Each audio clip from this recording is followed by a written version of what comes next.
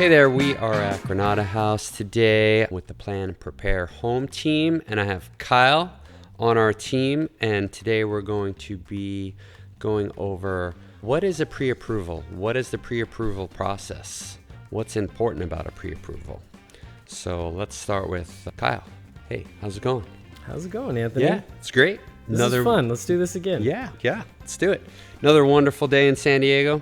Okay, Kyle, for the viewers out there, what is a pre-approval? A pre-approval to me means that it's confidence in the home buyer.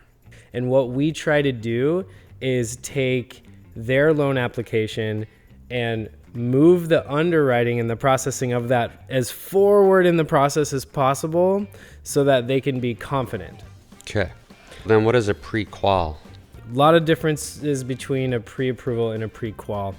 This is up for debate, so if there's people that disagree, happy to have a chat. But the way that we interpret a pre-qualification versus a pre-approval is the difference of having all of the necessary supporting documents and credit report to make a pre-qualification a pre-approval. So they take on different roles. If all you have is a pre-qualification and you're going into home purchase, you should probably consider getting a pre-approval first. Here's the difference. A pre-qualification is only just a matter of understanding what you would probably qualify for if you didn't give the lender any documentation. It's a what-if situation. Now, a full pre-approval is a situation where you have gone through and given your loan originator the documents for your income, for your assets, and your credit report. So those are the big differences, is documentation and a credit report versus just asking somebody what you could qualify for. Can I add to that we would also run AUS? Yeah, so another important feature of a pre-approval is that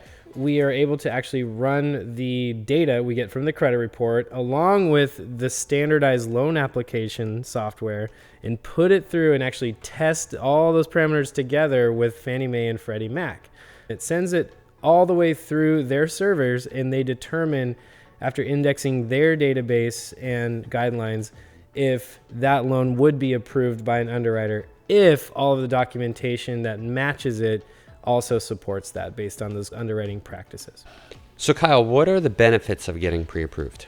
Getting pre-approved has a lot of benefits. It can get you 100% ready to go and actually put an offer on a property that you might be looking for. So we really do not encourage anyone to go out and actually tour homes unless they actually have a pre-approval. And the reason is, a lot of people fall in love with houses that they see and they want to take that next step. But if there's any hesitation, it does go against our whole philosophy on home buying. And then that is to be confident and prepared.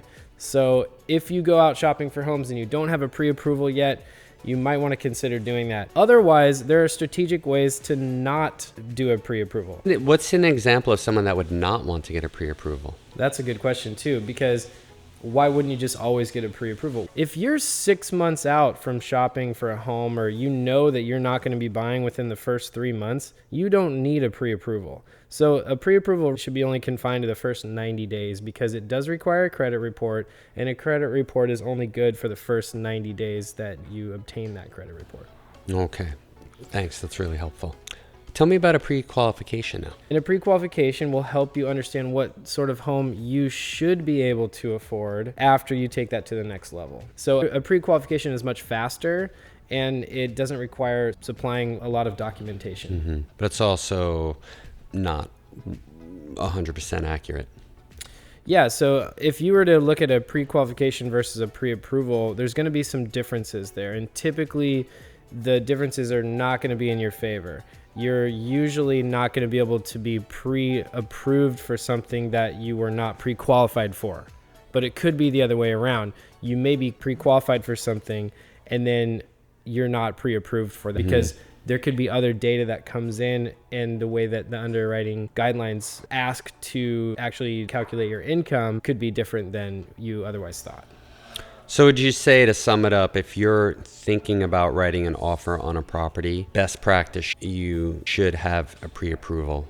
100%. So if you're looking to write an offer on a property right now, especially in this competitive market, if you don't have a pre-approval and a nice pre-approval letter from an accredited broker or lender, then your chances of getting that offer accepted are pretty slim. Okay, thanks.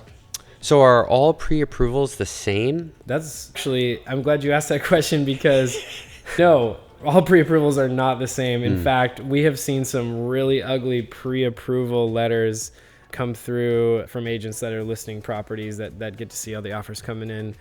And absolutely not. Pre-approval letters are only as good as the paper they're written on. They always need to be vetted by who is the one responsible for writing the letter. Also, they could be old and dated, or maybe they're submitted by a lender that didn't properly review all the documentation, or maybe that lender doesn't have a good reputation in actually closing loans. So listing agents are actually looking for pre-approval letters that are solid, that are good. Every pre-approval letter should be backed with the loan officer behind it proactively calling on that letter and what it's for. So we like to make our pre-approval letters specific to the property that we're writing on, because then we can have more specific information about that actual property and that purchase price. Thanks. So there you have it. We just went over the pre-approval process, what you need to know to get pre-approved. Thanks, Anthony. Thanks, Kyle. Thanks for being here today, Kyle. Plan, prepare, Home. home.